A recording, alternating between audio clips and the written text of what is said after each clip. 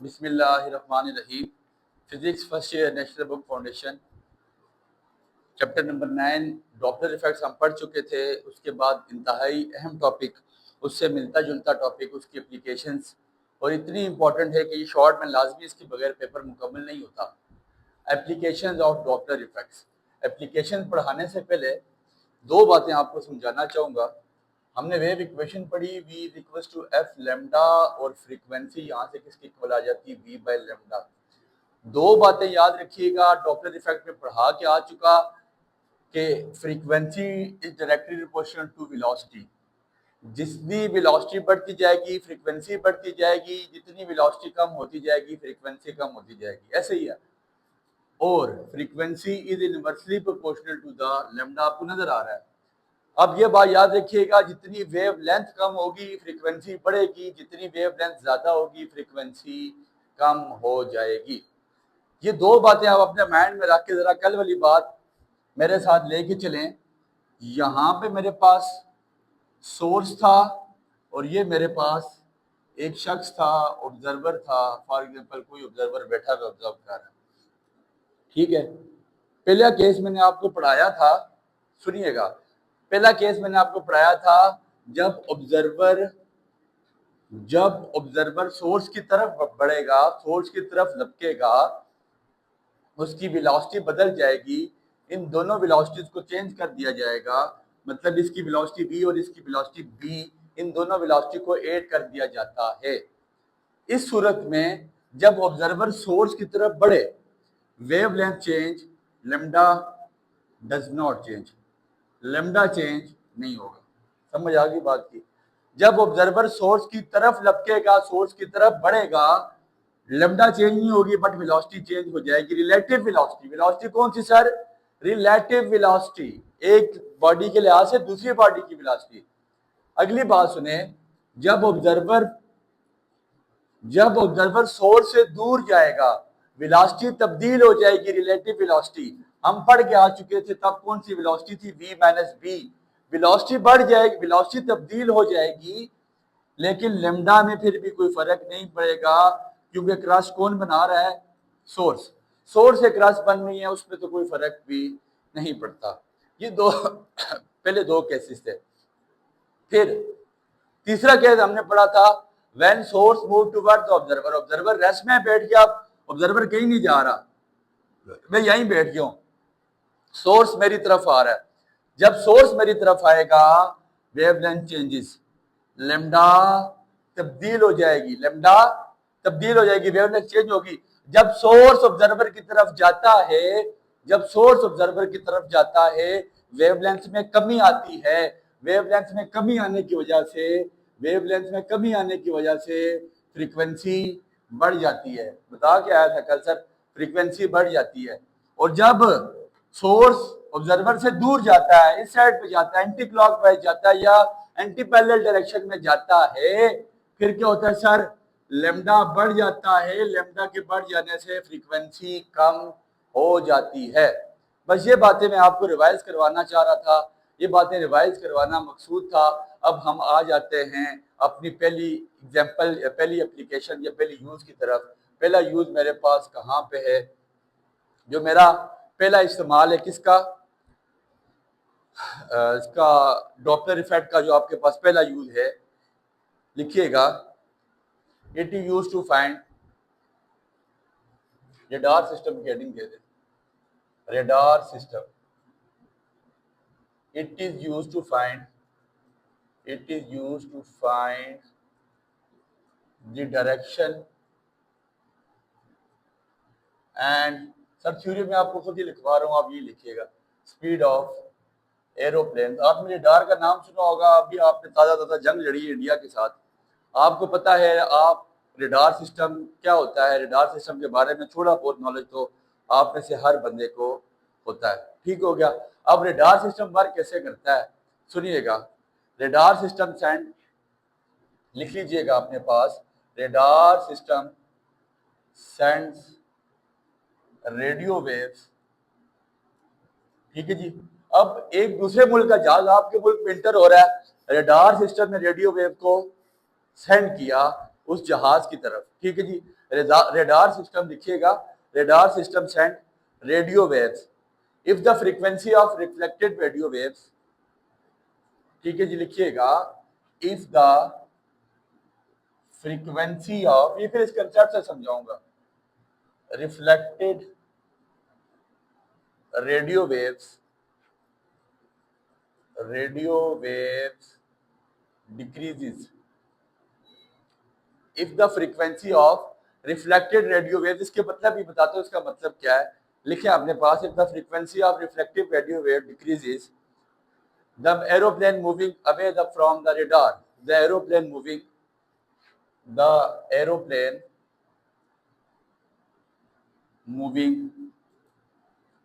away from the radar, and if the frequency of reflected radio waves increases the aeroplane moving towards the radar। बड़ी प्यारी बात sir, दो concept समझें, यहाँ पे आपको कंसेप्ट समझ आ रहा है। ये आपके पास फॉर एग्जांपल आपका रडार सिस्टम लगा हुआ है, ठीक है, ये एक दूसरे मुल्क का जहाज आ रहा है, और जहाज से नहीं बढ़ा सकते, चलो एक फॉर एग्जांपल दूसरे मुल्क का जहाज आ रहा है या जा रहा है, वो बात की बात है। इसने क्या किया, रडार ने रेडियो वेव सेंड की, रेडियो वेव इस जहाज से जाके टकराई और रिफ्लेक्ट बैक होकर दोबारा क्रस्ट रफ की फॉर्म में आपके पास पहुंचाई। सुनिएगा, अगर ये जो रेडियो वेव इस जहाज से टकराई हैं, इनकी फ्रीक्वेंसी फॉर एग्जांपल ये जितनी स्पीड से गई थी, वापसी पे इनकी स्पीड कम होगी, फ्रीक्वेंसी कम होगी, इसका मतलब है कि जहाज आपके रडार से दूर जा रहा है, आपके मुल्क के अंदर नहीं आ रहा, आपके मुल्क से बाहर जा रहा है। और अगर इसकी रेडियो वेव्स जो यहाँ पे गई थी, इसके नजदीक आके आपको आवाज ज्यादा आने, रेडियो वेव्स बढ़ गई, आवाज ज्यादा आना शुरू होगी, दैट मींस के रडार सिस्टम की तरफ या आपके मुल्क की तरफ जहाज आ रहा है। इसकी एक और एग्जांपल सुने, ये आपके पास इसको ऑब्जर्वर माने, ये आपके पास क्या है, ऑब्जर्वर है, और ये आपके पास क्या है, सोर्स है, ये इसको सोर्स मान लें, एक ही बात है। जब होता क्या है, मेरी बात सुनिएगा, समझिएगा, गौर कीजिएगा, देख लें, फ्रीक्वेंसी डायरेक्टली प्रोपोर्शनल है किसके, वेलोसिटी के, फ्रीक्वेंसी किसके डायरेक्टली प्रोपोर्शनल है, वेलोसिटी के। अब जैसे जैसे क्या होगा, ऑब्जर्वर नजदीक आता जाएगा, ऑब्जर्वर क्या होगा, ये ऑब्जर्वर है, ये फॉर एग्जांपल सोर्स है, जैसे जैसे ऑब्जर्वर नजदीक आता जाएगा, अभी फोर क्या बढ़ा के आया था, वेलोसिटी बढ़ जाएगी, v प्लस बी हो जाएगा, जैसे जैसे ऑब्जर्वर नजदीक आएगा इसकी वेलोसिटी बढ़ेगी, और वेलोसिटी बढ़ने से फ्रीक्वेंसी बढ़ेगी, और फ्रीक्वेंसी बढ़ने से आपको आवाज ज्यादा आना शुरू हो जाएगी, आपकी रेडियो वेव ज्यादा आपकी तरफ आएंगी, और आप समझ जाएंगे कि जहाज आपकी तरफ आ रहा है। ठीक हो गया। इसके बाद ऐसा है कि जब आपके पास क्या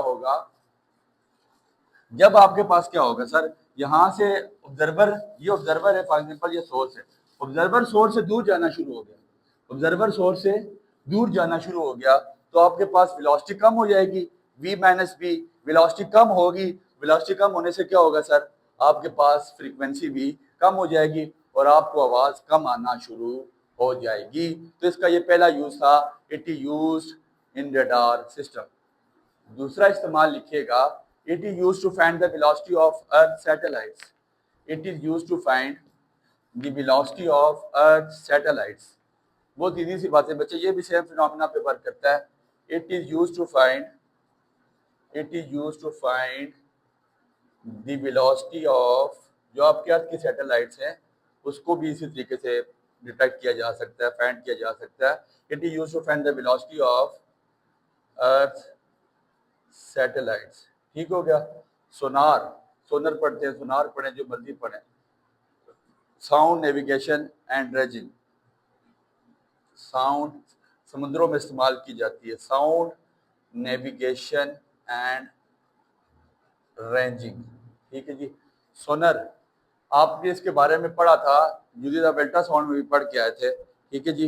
it is used to find the speed of ships, aeroplane and submarines. लिखिएगा, it is use to find the speed of, it is use to find the speed of ships, submarines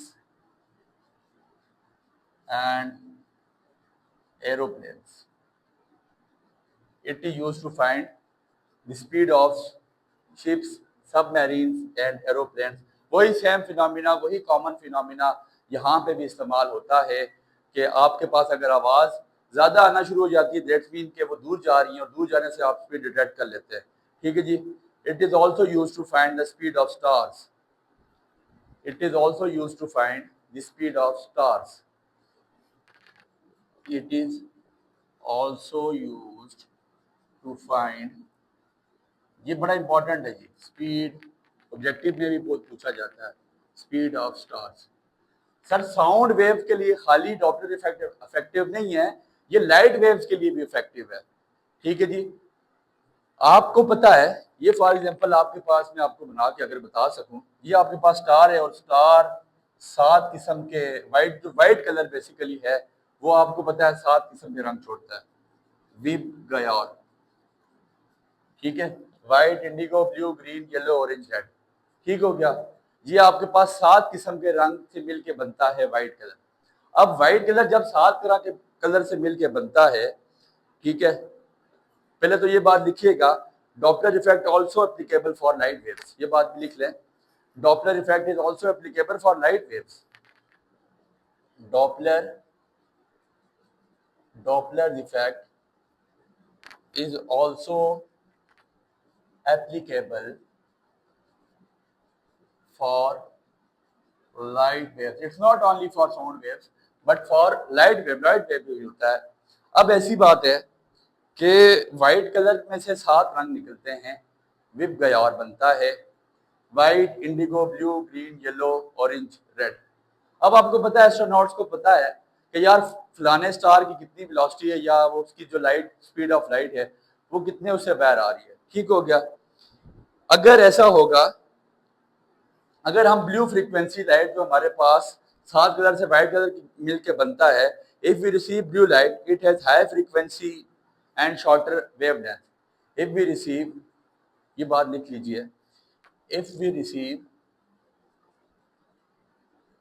blue light, it means it has larger frequency and smaller wavelength। ठीक है। और if we receive red light, it means it has smaller frequency and larger wavelength। अब ये बात है क्या, आपको कल याद हो, मैंने आपको बताया था कि जब सोर्स मूव करता है, जब सोर्स ऑब्जर्वर की तरफ मूव करता है, स्टार को माइंड में रखें, जब स्टार ऑब्जर्वर की तरफ मूव करता है, जब सोर्स ऑब्जर्वर की तरफ मूव करता है, तो वेवलेंथ क्या हो जाती है, कम। कल बताया था, वेवलेंथ क्या हो जाती है, कम हो जाती है। वेवलेंथ के कम होने की वजह से क्या होता है, फ्रीक्वेंसी बढ़ जाती है। ये लाइट वेव भी इसी तरह वर्क करती है। जब आपका सोर्स, जब आपका स्टार आपकी तरफ बढ़ता है, लपकता है, तो वो आप वहां पे ब्लू लाइट फेंकता है। कौन सी लाइट फेंकता है, ब्लू लाइट। अब उस ब्लू लाइट में क्या होता है, अगर आप ब्लू लाइट रिसीव करते हैं, उसका मतलब है कि इसकी फ्रीक्वेंसी क्या है, लार्जर फ्रीक्वेंसी है। और ब्लू जो आपके पास लाइट मौजूद है, ब्लू लाइट की आपके पास क्या होती है, वेवलेंथ शॉर्टर होती है, और इसका मतलब है कि स्टार आपकी तरफ बढ़ रहा होता है। ठीक है, it means it has larger frequency and smaller wavelength, and stars move towards you। ठीक है, स्टार आपकी तरफ बढ़ रहा होता है। सुनिएगा, सोर्स को स्टार माने, सोर्स को स्टार मानते हुए ऑब्जर्वर की तरफ मूव कराएं। सोर्स जब ऑब्जर्वर की तरफ मूव करता है, तो कल डॉपलर इफेक्ट में पढ़ाया, वेवलेंथ कम हो जाती है। वेवलेंथ कम होने की वजह से फ्रीक्वेंसी बढ़ जाती है, और जब फ्रीक्वेंसी बढ़ जाती है, तो आपको समझ आ रही है कि कोई चीज आपकी तरफ आ रही है। और जब स्टार दूर जा रहा है, जब सोर्स दूर जाता है, तो वेवलेंथ क्या हो जाती है, जब सोर्स दूर जाता है तो वेवलेंथ बढ़ जाती है, वेवलेंथ बढ़ने की वजह से फ्रीक्वेंसी कम हो जाती है और आपको पता लग जाता है कि स्टार आपसे दूर जा रहा है। इसी के साथ ये बात भी लिख लें, if we receive red light, लिखिएगा, जगह यहाँ पे नहीं है, if we receive red light it means it has smaller frequency, उसकी फ्रीक्वेंसी कम है, एंड लार्जर वेवलेंथ, और वेवलेंथ ज्यादा है, the date why star moves away from you, तो स्टार आपसे दूर जा रहा है। बहुत इजी सा टॉपिक था, 3-4 ये मेन इस्तेमालात बता दिए गए हैं जो आपको ज्यादातर पूछे जाते हैं और मेन कंसेप्ट से समझाया। बस ये कंसेप्ट याद रखें कि फ्रीक्वेंसी डायरेक्टली प्रोपोर्शनल है वेलोसिटी के, वेलोसिटी बढ़ेगी फ्रीक्वेंसी बढ़ेगी, वेलोसिटी कम होगी फ्रीक्वेंसी कम होगी, फ्रीक्वेंसी इनवर्सली प्रोपोर्शनल है वेवलेंथ के, वेवलेंथ कम होगी फ्रीक्वेंसी बढ़ेगी, वेवलेंथ बढ़ेगी फ्रीक्वेंसी कम हो जाएगी। और इसी कंसेप्ट को लेके आप चलें, ये सारे पॉइंट्स आपको आसानी समझ आ जाएंगे। उम्मीद करता हूं अच्छे समझाए गए हैं, समझ आ गए होंगे। थ्योरी इतनी ना, फिर दुआ में याद रखिएगा।